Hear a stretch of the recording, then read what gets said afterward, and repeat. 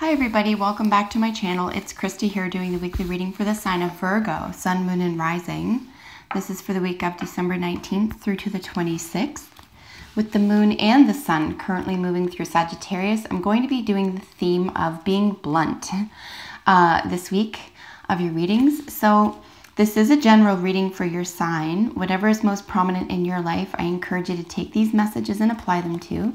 And I hope that you find them helpful and healing. So what does Virgo need to be blunt about this week? I just want to say a quick thank you to all of my subscribers. Thank you so much for encouraging me to continue this work and for your vote of confidence. I really love reading for you. And I will be back in the second week of January with not only tarot and oracle readings, but we're going to be doing some other content as well. So healing work, meditation, talking about all sorts of things that are of interest to the healing process.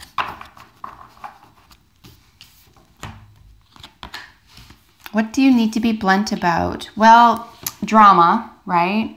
Your general energy card is the never-ending story. This is really just something on loop, right? Now my eyes are drawn here because everything else seems to be okay if left to itself, without looking at a loop, without looking to the past, without thinking what if, without thinking why, right?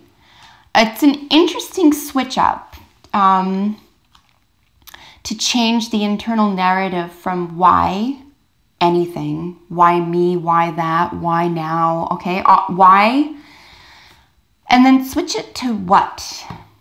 It's something that I've learned over the years, and I used to think it was nonsense. It doesn't matter what word you use, except it changes everything. And when we're looking at places of personal darkness, depression, drama, unnecessary drama, we're looking at the recreation of something because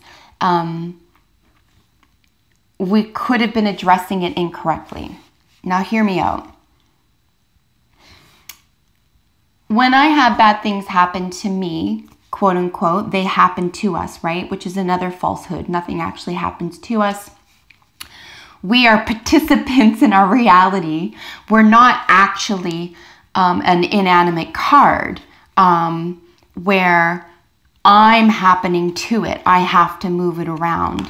But if this card wasn't inanimate, it could, resist somehow, right?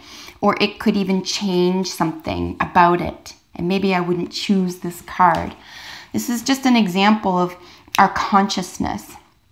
We have a subconscious, we have an ego, we have a super ego, and then there's our consciousness, which is essentially our ego, and it's the story we tell ourselves. This is our narrative. So I used to say all the time, why now? Why me? Why this? And it never made anything better, number one, and it just made me angrier, and it made me feel more and more sorry for myself. So ultimately, I can find a lot of things to alleviate that, right?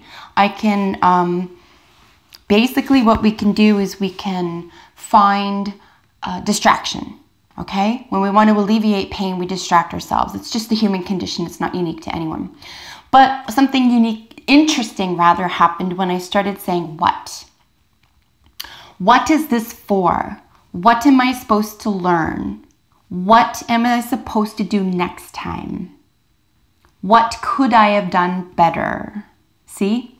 It's a little bit different because it changes the framework, the narrative, the self-language that we use to discuss ourselves, whether we're talking to ourselves or whether we're talking about ourselves to other people, or whether we're just having, this concept of self. And when we say what, we get to be a co-creator. Okay, this isn't happening to me. I'm not a benign being in this situation. I had a part to play. That's difficult to accept for many of us. So there's a level of responsibility involved in this too, which is why the majority of people, sadly enough, are never going to say what. because there's so much responsibility involved in that. And it's very uncomfortable for people, and people are busy, right? We have to go through few different layers to get to the point where we can start having conscious internal narratives with ourselves, right? Dialogues or narratives, or even monologues. You can chastise yourself, or you can tell yourself you'll do fine next time, right?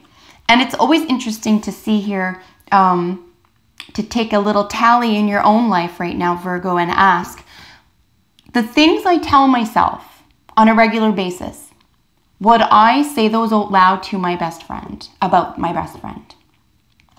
It's a good exercise. And if you would, that's great. That means that you're your own best friend. That means you can trust yourself. You can trust your,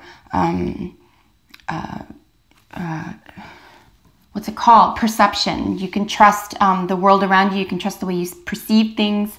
And you can trust your reaction to things. But if you find that you're speaking differently to yourself or about yourself than you do your best friends, you're going to want to look at that narrative. I focused on this because it's a heavy card, right? This is a heavy card. It's the drama. It's the woe is me. It's the why card. In terms of being blunt, it might be an interesting little exercise, just as long as you can keep it in your consciousness. Write it down if you have to. Every time you catch yourself saying why, switch it up with what. See if that changes anything. Over a period of time, don't try it once. That's not really giving it a chance. Give it a week. Every time you say why this, why me, why now, switch it. What is this for? What can I learn? What am I willing to give up? What am I carrying into the new year? These types of things. And you'll be astounded at how big of a difference even those two words in your vocabulary can make. Very quickly, let's go by the book. This is your central card. This is you. This is really just doing things on a meter, right? You're doing things by design here. To be blunt, this is probably the best thing for a good outcome for you right now. You need to be blunt about this with other people as well.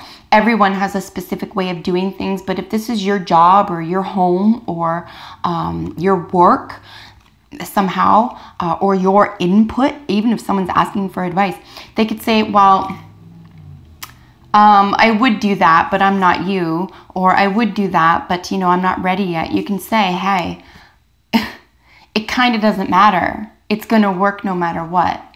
And this is working for you, doing things by the book, doing things in order. If other people are messing with that, you're going to have to tell them straight up, I don't work that way. I need things in a certain order here.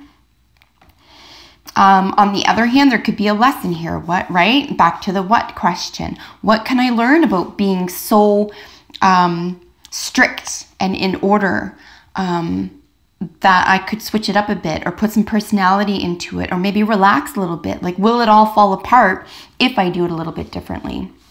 Here with flexible, this is where we're looking at maybe switching things up a little, being able to do things one way or the other and having a good outcome. And being flexible is really just saying that you have everything you need as well. And then the fates, this is holding your star. This is a calling, right? This is your probable outcome. This is feeling, if you're able to get to the core of a major, probably emotional or psychological issue here, possibly physical. This could be a physical ailment, right? Something that's dogging you. But again, no matter what is happening in our lives, there is an attitude that can confront it, or you know, as if to say, why me? Or to say, you know, what can I do with this, right? And this is what it's saying. Like, is there a calling that's available to you here? Are you being blunt and honest with yourself about your calling, about where you belong, where you're happiest, where you belong? Remember, I mean, when we talk about the fates, this is being fated to something. This is about, you didn't have to read a book about this. You didn't have to go to school for this. You just know, right? So if you feel fated towards something, it might be a good week to be blunt about that with yourself and say, I've been moving in a specific order here, and I've gotten this far and it's really done me well, but what if I switch things up a little? What if I am a little bit flexible? Maybe I can do both, or maybe I can fit something in here that I really need. Here we have snake. This is transmutation. This is really just about shedding, right? It might be time to let something go, especially with a new year around the corner. Maybe take the next 2 weeks and really figure out what it is that you need to shed, Virgo, and let go of fully, completely, so that you walk away completely new and you don't have to look back on it because it's just rubbish. It holds no power over you. It's just, that was a form you used to take. That was a specific phase or chapter in your life, and you don't have to do or say or be that anymore. Especially if it has anything to do with the never-ending story, with anything having to do with drama or woe is me. And truth and integrity. Well, 100%. So this is really the most blunt calling card out of this deck, frankly, is truth and integrity. This is what's calling you here. This is what's drawing you. It's saying, you know, if I'm honest with myself and about my situation and the people around me, you know, what is it that's possible? What is it that I can do here? Can I get assistance in moving forward toward my own calling? And so much of it is just letting something go. You need to let something fall away here. Something needs to be shed, okay? And a transmutation is really just a nice way of saying that you no longer need it. But in order to do that, of course, Virgo, you need to identify it, right?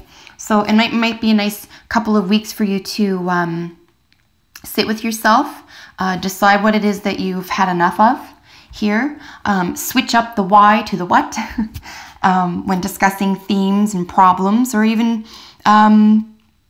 relationships, anything really. It will benefit you. And then with truth and integrity, 100%, this is your calling card here. This is going to see you to the highest elements with the fastest outcome. So that is your reading for the week. I really hope that you enjoyed it. Thank you so much for being here with me. You can comment below. I love hearing from you. And like my videos and subscribe. That really helps me out as well. So until we meet in the new year, take excellent care, my dear Virgos. Bye for now.